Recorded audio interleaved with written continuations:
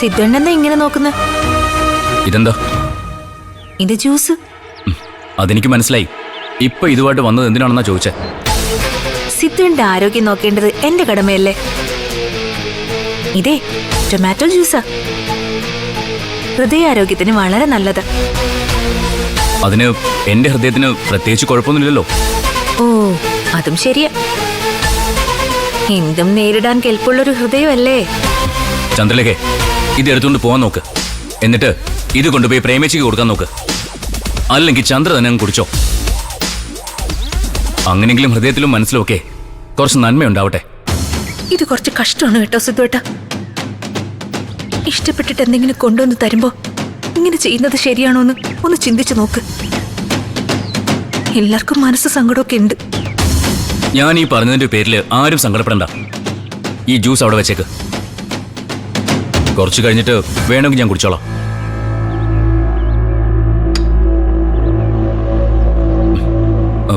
എന്നാ പിന്നെ ചന്ദ്ര പൊയ്ക്കോ. എനിക്ക് കുറച്ചു നേരം ഒന്ന് ഒറ്റയ്ക്കിരിക്കണം. സിദ്ധുവേട്ടന് ഇതെന്താ പറ്റിയത്? ആദ്യം ഈ ഒറ്റയ്ക്കിരിപ്പൊന്ന് നിർത്ത്. എന്നിട്ട് ഒന്ന് ഇറങ്ങി താഴേക്ക് വാ. അവിടെ ഞാനും പ്രേമിച്ചിയും അച്ഛനും ചേട്ടച്ചനും അങ്ങനെ ഈ വീട്ടില് സിദ്ധുവേട്ടന് വേണ്ടപ്പെട്ടവരെല്ലാരും ഉണ്ടല്ലോ. ഈ വീട്ടില് എനിക്ക് വേണ്ടപ്പെട്ടവരുടെ പേരുകള് ചന്ദ്രലേഖ പറഞ്ഞു വെച്ചാൽ മാത്രം പോരല്ലോ. ഓ, എന്റെ അച്ഛനും വേണമല്ലോ അല്ലേ? അച്ഛനെ നമുക്ക് വിളിച്ചു വരുത്താം.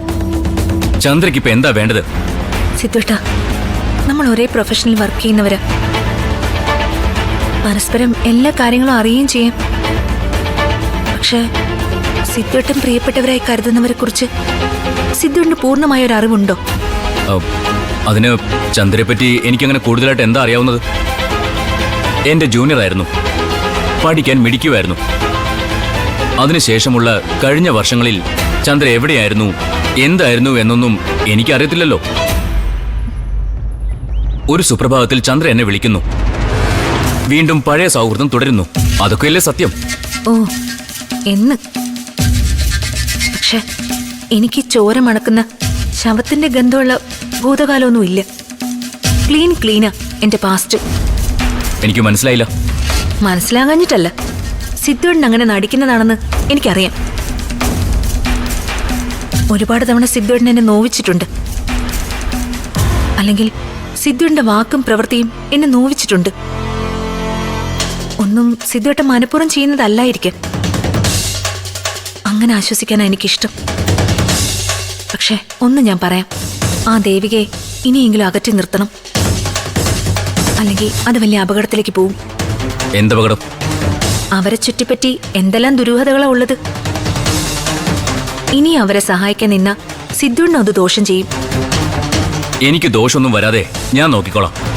എന്തായാലും എന്റെ അച്ഛനും ഇപ്പൊ ഈ കാര്യങ്ങളിലൊക്കെ ഇടപെട്ടത് നമ്മുടെ ഭാഗ്യം. ഇനിയിപ്പോ അച്ഛൻ കണ്ടുപിടിച്ചോളും ദേവികയുടെ ഭൂതകാലം. ദേ, ഒരു കാര്യം ഞാൻ പറഞ്ഞേക്കാം. ദേവികയുടെ ഭൂതകാലം ചെയ്യാൻ ചന്ദ്രയെയോ ചന്ദ്രയുടെ അച്ഛനെയോ ഇവിടെ ആരും ചുമതലപ്പെടുത്തിയിരുന്നില്ലല്ലോ. അതിലിപ്പോ ആരെങ്കിലും ചുമതലപ്പെടുത്തണോ? റിട്ടയർ ആയെങ്കിലും അച്ഛനൊരു പോലീസ് ഓഫീസർ അല്ലേ? പൊതു താല്പര്യപ്രകാരം അച്ഛന് മുന്നിട്ടിറങ്ങാലോ. അതൊക്കെ നിങ്ങളുടെ ഇഷ്ടമാ.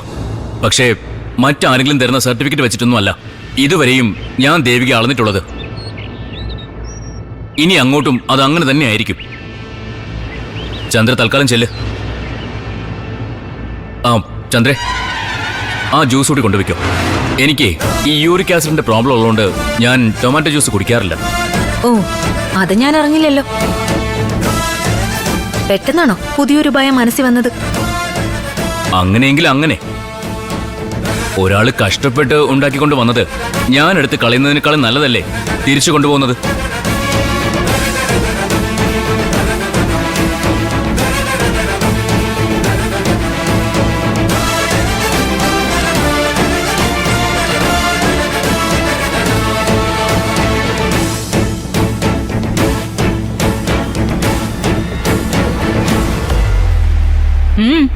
എന്തുപറ്റി?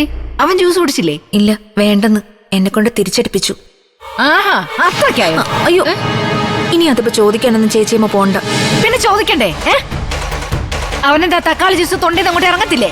അതല്ല ചേച്ചിയമ്മേ, ഞാനൊരു പരാതിപ്പെട്ടിയാണെന്ന് കണ്ട സിദ്ധുണ്ണന് എന്നോടുള്ള ദേഷ്യം കൂടത്തേ ഉള്ളൂ. നിന്നോട് അവന് ദേഷ്യമൊന്നുമില്ല. ആ മറ്റവളുടെ വശീകരണ വലയിൽ വീണ് കിടക്കുക. ആ സാരല്ല, ആ വല ഞാൻ പൊട്ടിച്ചോളാം. ഏതാണ്ട് അതിനുള്ള സമയമായി. അതിനല്ലേ അവൾ കൊന്നിന് പുറകെ ഒന്നായി ദൈവം പ്രശ്നങ്ങൾ കൊടുക്കുന്നത്. ഞാൻ ചെന്നപ്പോഴേ അവര് സിദ്ധേട്ടനോട് ആവലാതി പറഞ്ഞോണ്ടിരിക്കുകയായിരുന്നു.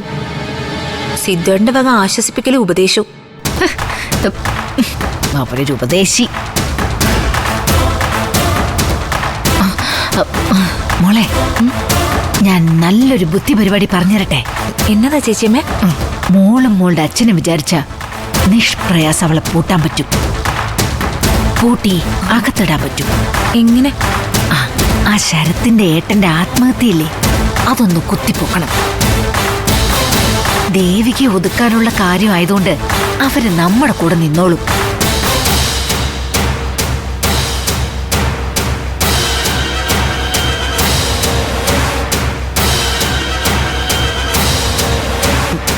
ഇതിൽ ഇത്ര ആലോചിക്കാനൊന്നുമില്ല. മോളുടെ അച്ഛനെ വെല്ലുവിളിച്ചവളല്ലേ അവള്. പിന്നെ ഇത് നമ്മളായിട്ട് കെട്ടിച്ചമയ്ക്കുന്ന കഥയൊന്നും അല്ലല്ലോ, നടന്ന സംഭവമല്ലേ. ഒരാളുടെ പ്രാണം പോയ കാര്യമില്ലേ. വല്ല വകുപ്പുണ്ടെങ്കിൽ അവള് പോയി അകത്ത് കിടക്കട്ടെ, അല്ലെങ്കിലേ അവള് കെട്ടിത്തൂങ്ങി ചാവട്ടെ. ആരെയാ പ്രേമേ കെട്ടിത്തൂക്കാൻ പോകുന്നത്? അല്ല, അത് പിന്നെ നീ പറഞ്ഞതൊക്കെ ഞാൻ കേട്ടു പ്രേമേ. ഓതി ഓതി നീ ചന്ദ്രലേഖ കൂടെ വഷളാക്കരുത്. ഒരു വഷളാക്കലും ഇല്ല, ഉള്ള കാര്യ പറഞ്ഞത്. ദേവികയ്ക്കെതിരെ ഒരു ചുള്ളിക്കമ്പ് കിട്ടിയാ പോലും ഞാനത് ആയുധാക്കും. ആ, നീ എടുക്കുന്ന ചുള്ളിക്കമ്പൊക്കെ മുട്ടൻ വടിയായി നിന്റെ തലമുണ്ടയ്ക്ക് തന്നെ വീഴും. അതാണല്ലോ പതിവ്.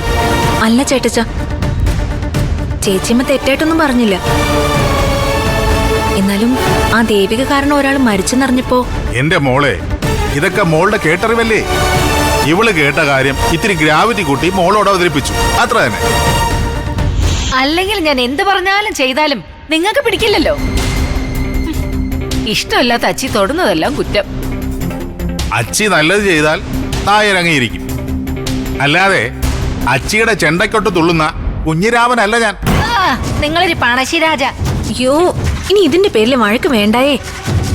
ചന്ദ്രലേഖ മോളോട് ചേട്ടച്ചനൊരു കാര്യം പറയാം. എന്താ ചേട്ടച്ച? മോള് LLB നല്ല മാർക്കിൽ പാസ്സായതല്ലേ. മോള് കാര്യങ്ങൾ സ്വന്തം തല കൊണ്ട് ചിന്തിക്കണം. അല്ലാതെ പ്രീ ഡിഗ്രി തോറ്റവരുടെ ഉപദേശങ്ങൾ തേടി കുഴിയിൽ ചെന്ന് ചാടരുത്. അത്രേ എനിക്ക് പറയാനുള്ളൂ.